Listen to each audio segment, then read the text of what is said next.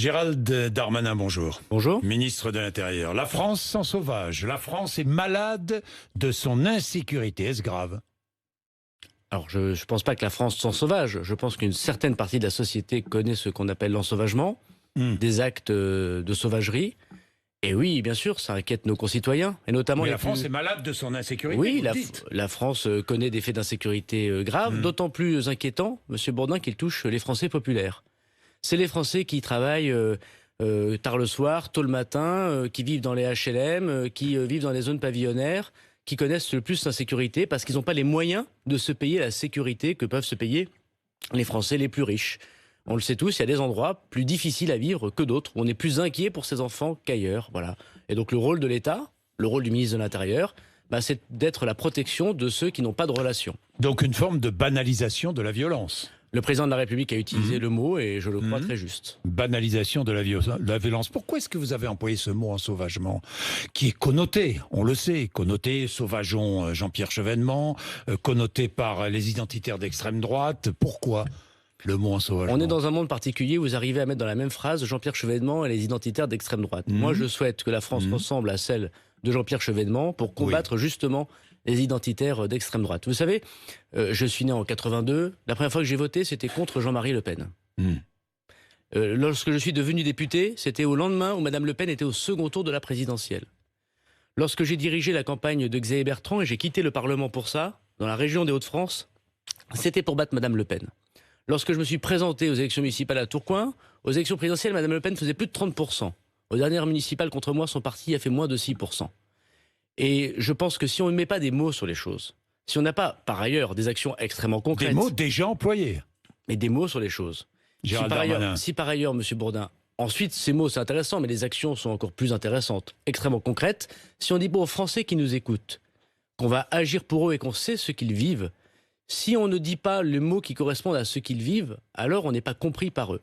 Et moi, je souhaite, de ma longue expérience d'élu local dans le nord de la France, je souhaite dire aux Français que je comprends ce qu'ils vivent, qu'ils connaissent depuis très nombreuses années, des actes de délinquance totalement inacceptables.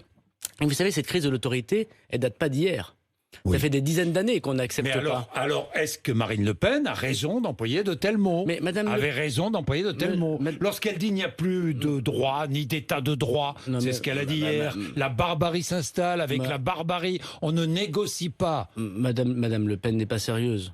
Madame Le Pen, c'est l'irresponsabilité faite femme. Qu'a-t-elle fait concrètement? Elle est députée de la Nation, Madame Le Pen. Elle n'a pas voté la loi de Gérard Collomb, portée par le président de la République contre le terrorisme. Elle l'a pas votée. Elle n'a pas voté les lois de finances que j'ai présentées à la demande du président de la République pour augmenter de 10 000 policiers et gendarmes, ce qui arrive concrètement dans les commissariats, dans les gendarmeries. Elle n'a pas voté cela, parce qu'elle est pour la politique du pire. Madame Le Pen, elle n'a pas souhaité non plus voter tout le travail qu'on a fait contre l'immigration irrégulière et contre le dévoiement du droit d'asile. Elle ne l'a pas voté. Quand elle était parlementaire européen, elle a voté contre toutes les dispositions qui prévoyaient justement de renforcer la sécurité des Européens et des Français. Madame Le Pen, elle vit des problèmes. Donc elle n'a aucune envie que ces problèmes se résolvent. La grande différence que nous avons avec elle, et je le dis à ses électeurs... Elle n'a jamais été au pouvoir. Mais les députés de la Nation. Moi j'ai été député, Monsieur Bourdin. Et c'est logiquement qu'on me demandait sur votre antenne ou dans ma circonscription, qu'est-ce que vous avez voté contre ça? Madame Le Pen, je le dis avec franchise, n'a jamais voté une disposition en 3 ans pour renforcer la sécurité des Français. Même l'augmentation des policiers, elle ne l'a pas votée. Parce que Madame Le Pen, elle a une petite PME qui consiste simplement à faire des discours, à parler et à pouvoir espérer que les problèmes perdurent. Et le travail des Républicains, c'est de dire non à cette farce tragique pour le pays et de dire à Madame Le Pen que si elle veut résoudre le problème des Français, qu'elle vote les dispositions quand ils vont dans le bon sens pour la République et pour les Français.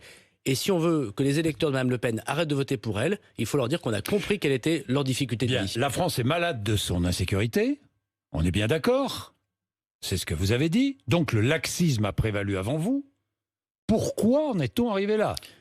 Je ne suis pas certain que le laxisme ait prévalu avant moi. Alors pourquoi? Je pense d'abord que ceux qui commettent... C'est ce que les Français ne comprennent pas, Gérald Darmanin. Je pense que ce que les Français... On a l'impression que vous découvrez, pas vous, mais que vous découvrez, que vous découvrez cette insécurité. Le président de la République, Monsieur Bourdin, par exemple. Monsieur Bourdin, ce que les Français constatent, qu'est-ce qu'ils constatent? C'est qu'une petite partie du pacte national est contestée par une petite partie d'individus. c'est toujours les mêmes, comme on dit. Moi, quand j'étais maire, on me disait, monsieur le maire, vous savez bien, c'est toujours les mêmes. Toujours les mêmes qui dealent du shit en bas de l'immeuble, c'est toujours les mêmes qui cambriolent les bagnoles, c'est toujours les mêmes qu'on revoit et qui sont sortis du système scolaire, c'est toujours les mêmes. Et ça fait des dizaines d'années que la crise d'autorité, elle ne vient pas simplement de l'État. Les parents, une partie des parents ont démissionné, une partie de l'école a pu démissionner, une partie des services sociaux ont pu démissionner. Et que fait le président de la République depuis 3 ans ? Il remet droit le mur. La première grande politique de sécurité qu'on met en place, c'est celle de M. Blanquer. Quand on dédouble les classes de maternelle et de primaire, on fait un travail formidable pour la République. Parce que quand on n'a pas assez de vocabulaire, quand on est sorti du système scolaire, à la fin des fins, c'est les policiers et les gendarmes qui sont face à des gens qui, effectivement, n'ont pas eu toutes les chances parfois dans la République ou qui sortent sciemment du pacte républicain.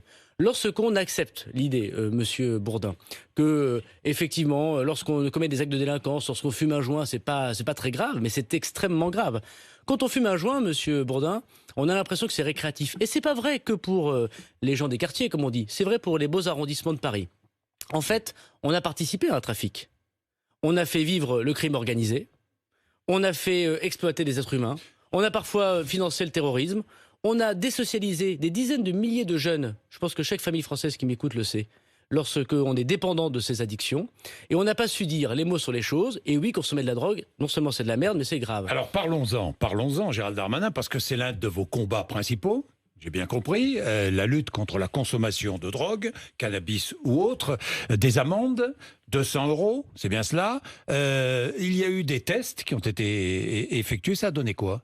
Il y a eu il y a eu une expérimentation. 588 amendes qui ont été données, 300 qui ont été envoyées directement aux personnes contrevenantes pour 200 €. Voilà, c'est très concrètement. Elles sont payées ces amendes ? Oui. Alors sur les 300 amendes qui ont été envoyées, on a plus de la moitié qui ont déjà été payées sous 45 jours. Et si elles ne sont pas payées, que se passe-t-il ? Eh ben, nous allons faire des poursuites et des saisies. C'est très important. Saisie sur salaire ? Saisie sur les comptes en banque. C'est ce qui se passe. Si personne, Monsieur Bourdin, si vous faites une amende de sécurité routière ou une amende dans la rue, si vous la payez pas, vous avez des relances et à la fin il y a des saisies. Bon, donc moi j'ai été ministre du budget, je sais que les impôts font leur travail et poursuivent les contrevenants. Ce que je voulais vous dire, c'est qu'auparavant, qu'est-ce qui se passait ? Quand il y avait des policiers qui, à 1h du matin, dans le métro, chopaient quelqu'un qui avait 400 grammes de cannabis. Ils avaient 2 solutions, ces policiers. Soit ils prenaient cette personne, ils la mettaient en garde à vue, ils faisaient une procédure qui était très longue, et à la fin des fins, le procureur de la République, et il avait bien raison, ce procureur de la République, il poursuivait pas toujours, parce que on va pas mettre les gens en prison parce qu'ils ont consommé un joint ou qu'ils ont quelques grammes de cannabis. Donc on a fait perdre du temps aux policiers, on a donné un très mauvais message à cette personne, puisqu'on lui a dit « t'as du cannabis, c'est pas très grave », et à la fin, on a emboli la justice, qui n'a pas pu poursuivre. Donc ça ne servait à rien. À la demande du Premier ministre, désormais nous allons faire une amende. Vous avez un joint, vous avez quelques grammes de cannabis, quelques grammes de cocaïne, vous avez une amende immédiatement. Ou les gendarmes vont passer leur temps à dresser des amendes. Mais ils feront le temps qu'il faudra pour... Gérald Darmanin. Mais non, ils ne passeront pas leur temps, mais ils le feront aussi. Ils le feront aussi. On ne va pas laisser des gens fumer de la drogue dans la rue devant des enfants en expliquant que finalement c'est pas grave. Et vous savez quoi, cette amende, non seulement elle doit être payée, mais en plus c'est un délit et c'est donc inscrit sur le casier judiciaire. C'est pas une simple petite amende, voilà. Donc, ce que je voudrais vous dire, c'est qu'il faut lutter contre les grands trafics. Hier, à Lille, j'ai eu l'occasion de saluer le travail des policiers et des magistrats. 50 kilos d'herbes de cannabis qui ont été arrêtés suite à, effectivement, un travail d'enquête. Et puis, en même temps, ils ont mis des amendes dans le métro lillois pour ceux qui emmerdent la vie de tout le monde, parce qu'ils croient tout permis et qu'on peut fumer du cannabis au vu et au su de tout le monde à 16h de l'après-midi dans le métro. Et bien, il faut travailler sur les 2 bouts de la chaîne. Ma politique, à la demande du président de la République, M. Bourdin, elle se résume à cette belle phrase de Clémenceau en 1917. Il faut tout faire pour que les bons citoyens vivent en paix et que les mauvais citoyens ne vivent pas en paix. Voilà, c'est aussi bête que ça. Bien, aussi bête que ça. La légalisation du cannabis, est-ce que c'est envisagé ? Est-ce que ça tue le trafic ? Quel est votre avis ? Et c'est une lâcheté. C'est une lâcheté. C'est une lâcheté. Totalement contre. C'est une lâcheté. Légalisation, dépénalisation. C'est une lâcheté intellectuelle. J'ai été le ministre du budget avec Agnès Buzyn, qui était ministre de la Santé, qui a augmenté le prix du tabac. Désormais, le paquet de tabac va être à 10 €. Pourquoi ? Parce que fumer, ça tue. Les buralistes, je les en remercie, nous ont accompagnés vers cela. Et je serai donc le même ministre qui va dire finalement, fumer de la drogue, c'est pas très grave et on va légaliser. Quel message on donne à nos enfants ? Vous savez, la drogue aujourd'hui, elle est la responsable de dizaines de milliers d'accidents de la route. D'homicides, de cambriolages, parce qu'il faut se payer sa dose, Vous savez, financement du terrorisme, financement de la grande criminalité. Quand vous travaillez un peu et que vous avez besoin de 60, 80, 100 euros par jour pour payer votre dose, est-ce que vous ne pensez pas qu'à la fin, vous n'allez pas cambrioler ou attaquer quelqu'un pour récupérer de l'argent pour votre addiction? Est-ce que vous pensez qu'il faut légaliser? Dans les quartiers fait vivre des familles. Vous le savez bien, Gérald Darmanin. Oui, malheureusement. On dit jusqu'à 200 000 personnes qui vivent de l'économie parallèle. Oui. Moi, je n'accepte pas l'esprit de capitulation. Il faut lutter contre ça. Et parfois, il y a, moi je le constate dans ma commune, il y a un lien évident entre le trafic, l'argent liquide. On ne paye pas ses impôts, je le rappelle, face aux bonnes gens honnêtes qui, eux, payent leurs impôts et prennent leur voiture tôt le matin pour aller travailler. Et parfois le financement du communautarisme. Et quand les gamins de 13 ou 14 ans, qui font le chouf, comme on dit dans les quartiers, gagnent plus que leur père en une journée. Quand un gamin gagne 150 euros par jour quand son père va travailler chez Auchan ou chez Carrefour, quel est le message de l'autorité? Vous pensez qu'à 22 ans ou à 30 ans, ce gamin-là, il va dire finalement, je vais mettre une échoppe, je vais me déclarer aux impôts, mais je vais respecter les lois de la République? Et vous voulez que je légalise, que je sois partisan de la légalisation d'un esprit où le père n'est plus respecté dans une famille? Bon voilà, donc il faut savoir ce qu'on veut, il faut remettre l'église ou la mairie au milieu du village, comme on veut, et je vous dis que la lutte contre les stupéfiants, évidemment elle est très difficile, il faut être très humble, mais elle est capitale pour la sécurité de nos concitoyens. 6 000 policiers et gendarmes ont été recrutés depuis le début du quinquennat. Est-ce que vous allez embaucher? Oui, on va continuer. L'année prochaine, vous allez continuer? Combien? Vous avez des objectifs? 2000 par an. 2000 par an. Voilà, il y en a 1200. Jusqu'en 2022, 2000 par an. Exactement. Alors, ce qu'a fait le président de la République, c'est sans précédent. D'abord, qu'est-ce qu'il a fait? Il a fait rajouter 2000 personnes, 2000 agents, 2000 policiers à la DGSI, c'est-à-dire de services secrets intérieurs, et aux renseignements territoriaux, c'est-à-dire les gens qui font du renseignement. Et grâce à ces agents supplémentaires, nous avons pu éviter de très nombreux attentats sur le sol français. Rappelez-vous de 2017, nous faisons la semaine aujourd'hui des attentats de Charlie Hebdo au tribunal. Rappelez-vous 2017, 32 attentats déjoués sous la présidence du président de la République grâce à nos policiers aux moyens supplémentaires qu'on leur a donnés. Ces derniers temps, des attentats ont été déjoués. Y compris au tout début de l'année. Alors il y a eu des attentats qui ont existé. Depuis l'été. Il y a eu des attentats. Il y a aujourd'hui, vous savez, des enquêtes spécifiques. Il n'y a pas d'ailleurs que des terroristes islamistes, même si c'est l'essentiel de la menace. Il n'y a pas très longtemps, la DGSI est intervenue pour arrêter quelqu'un qui était un suprémaciste blanc, quelqu'un qui pense que les blancs sont supérieurs aux autres. Évidemment, c'est un acte de séparatisme qu'il faut absolument combattre, comme c'est passé en Nouvelle-Zélande par exemple. Il a été arrêté en possession d'armes avant de commettre des attentats. Et donc ces moyens supplémentaires, on les doit au président de la République. Et puis ensuite, une fois que ces services de renseignement ont été abondés en personnel, il faut s'occuper des policiers, des gendarmes du quotidien. C'est ce qu'a fait Christophe Castaner, c'est ce que je vais continuer de faire. Il y a désormais chaque année 2000 policiers et gendarmes de plus, en plus des départs à la retraite, dans les commissariats. Est-ce que le budget du ministère de l'Intérieur, vous connaissez bien le budget, les comptes publics, Gérald Darmanin, est-ce que le budget du ministère de l'Intérieur va augmenter?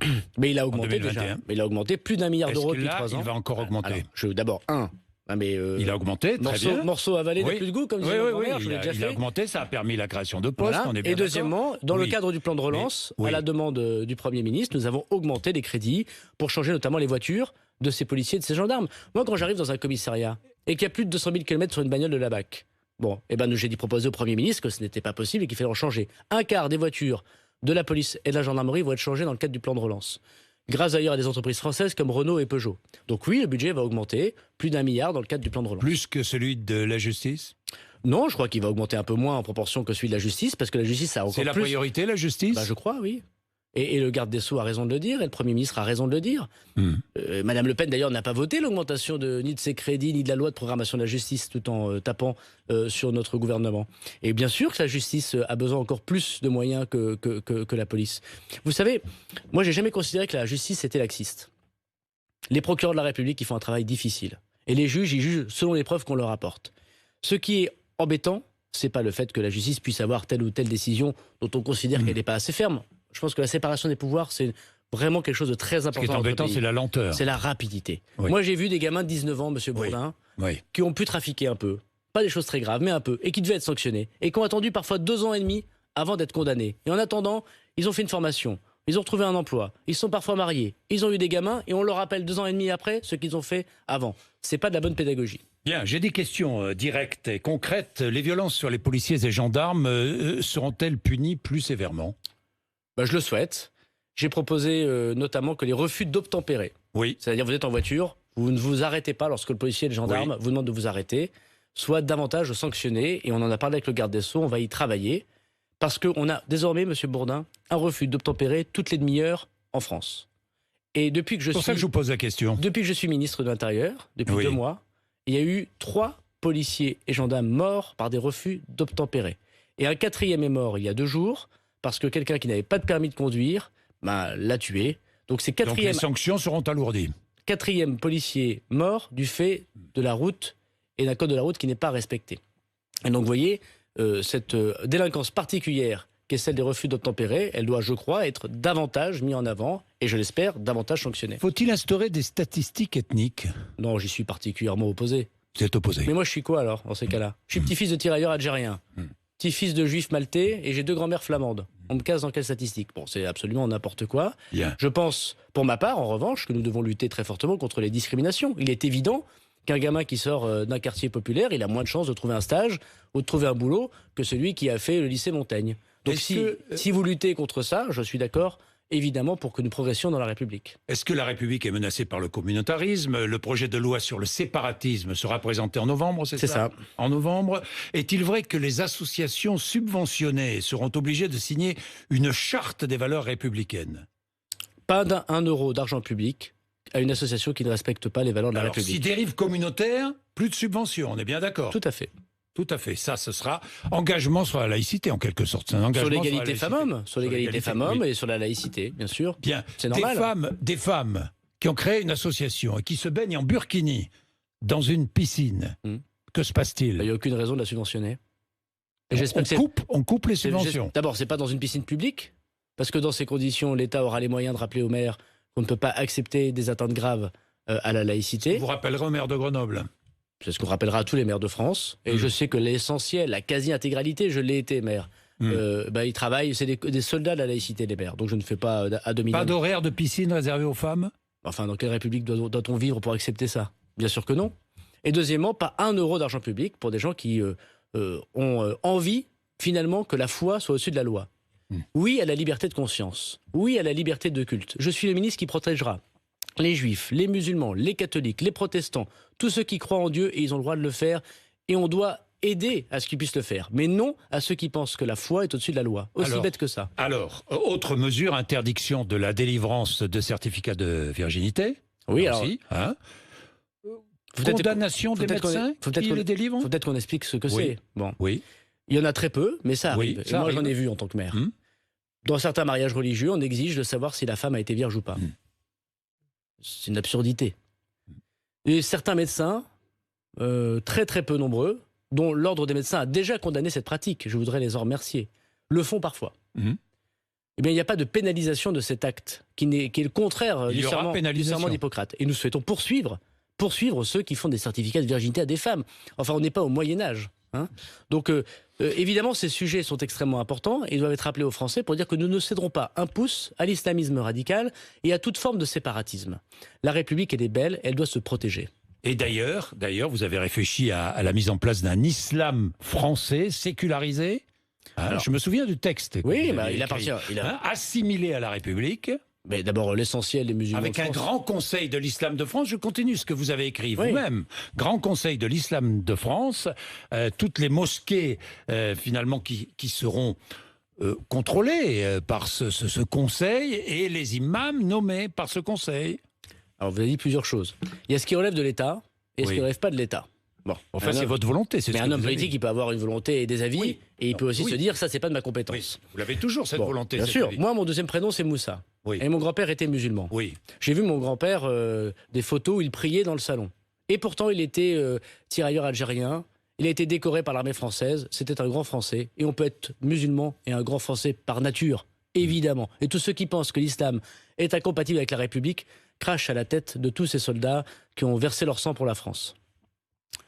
En même temps, il faut que l'islam, qui est une grande religion, puisse faire le travail, et c'est tout à fait normal, qu'on fait auparavant, d'abord les protestants, puis les juifs sous Napoléon, puis les catholiques au début du XXe siècle, de sécularisation, pour être dans la France d'aujourd'hui, une religion qui permet à ses fidèles de vivre leur foi, tout en respectant les valeurs de la République. C'est le cas de la quasi-intégralité des musulmans de France. Mais on le sait, il y aurait des dérives sectaires dans l'islam extrêmement dangereuses, qu'on peut appeler le salafisme, l'islam radical, qu'il faut combattre. Et parmi les combats que l'on doit avoir, on doit discuter avec les musulmans de France pour travailler ensemble, pour abattre les dérives sectaires et ouvrir et protéger la plupart de ceux qui vivent dans la République. Donc la création d'un islam de France, d'un grand conseil de l'islam qui permettrait comme ça... Mais le CFCM, le Conseil français du culte musulman, le permet. Alors il faut le renforcer, il faut donner des moyens supplémentaires. Mais vous savez, moi j'ai vu le grand recteur de la mosquée de Paris. Oui. Un homme de bien, qui a pris la parole publiquement et qui a expliqué, même s'il a pu être choqué par les caricatures du prophète à la une de Charlie Hebdo, et moi je comprends qu'on puisse être choqué, mais il a dit la liberté d'expression, c'est que Charlie Hebdo puisse le faire. Ben voilà, ça je trouve qu'il faut le souligner, il faut l'applaudir, et il faut remercier le recteur de la mosquée de Paris pour ses mots courageux. J'ai une question politique pour terminer. C'était pas de la politique, là. C'est autre chose. C'est la politique politicienne, si vous préférez. Enfin, politique politicienne, ça concerne tous les citoyens, tous ceux qui votent. Emmanuel Macron avait fait une promesse, la proportionnelle. Est-ce que vous travaillez sur la proportionnelle pour les prochaines législatives ? Le ministère de l'Intérieur en train de regarder et de proposer peut-être au président de la République et au Premier ministre la possibilité de mettre une dose. Le président de la République vous en a parlé ? On a parlé avec le président de la République, on ne parle pas que de ça, mais on parle aussi de ça. De ça, donc il est favorable, donc il y aura probablement la proportionnelle aux prochaines législatives. Il appartient au président de la République de faire des consultations. Vous êtes favorable ou pas ? Moi je suis favorable au programme du président. Et je trouve qu'effectivement, désormais, une proportionnelle au moment où les maires ne peuvent pas cumuler avec un mandat de parlementaire, au moment où les Français se disent qu'ils ne sont pas assez bien représentés dans leur courant de pensée, je trouve qu'effectivement, la proportionnelle est un moyen sans doute efficace de le faire. À condition, Monsieur Bourdin, pour ma part, que la majorité puisse l'avoir. Parce que les errements de la 4ème République, c'est la proportionnelle sans la majorité. Donc proportionnelle intégrale ? Le président de la République aura l'occasion de proposer les choses aux chefs des partis. Il m'a demandé d'y travailler et je rendrai au Premier ministre, au président de la République. On aura l'occasion d'en reparler. Je ne pense pas que ce soit l'essentiel de la vie des Français. L'essentiel de la vie des Français, c'est la sécurité. Mais j'aurai l'occasion de présenter au président de la République et au Premier ministre les commandes qu'il m'a demandées. J'ai une dernière question, parce que mon invité demain sera Christian Estrosi. Oui. Est-ce que le choix de Christian Estrosi prépare une coalition autour d'Emmanuel Macron ? Bon, d'abord, je remercie Christian Estrosi parce que c'est un homme honnête. Et il voit bien que le gouvernement fait tout ce qu'il a pu pour aider non seulement la ville de Nice et les Niçois, mais de manière générale la France, sur les questions économiques, sur les questions de sécurité. Donc d'abord Christian Estrosi, qui est dans l'opposition au gouvernement, et a une honnêteté intellectuelle que je voudrais saluer, qui ne m'étonne pas de lui. Deuxièmement, le président de la République, quand on est gaulliste, comme l'est Christian Estrosi, mais comme je crois l'est aussi M. Macron, on n'est pas l'homme d'un parti. On parle aux Français. Et qui est des Français qui n'ont pas voté pour Emmanuel Macron, qui est des militants politiques qui ont même combattu Emmanuel Macron, et qui se disent, regardez ce type-là, il fait ce qu'il peut. Sur la scène internationale, il montre que la France a une grande voix. Regardez ce qu'il a fait au Liban. Il est au rendez-vous des grands sujets français. Et que c'est finalement le meilleur qu'on puisse avoir pour être président de la République dans ces temps si troublés, je dis banco. Et j'espère, Monsieur Bourdin, que d'autres, Christian Estrosi, et je suis sûr qu'il y en aura, appelleront à voter pour le président de la République. Merci, 8h56. Merci Gérald Darmanin. Merci Christian Estrosi, qui sera donc à votre place demain matin à 8h30.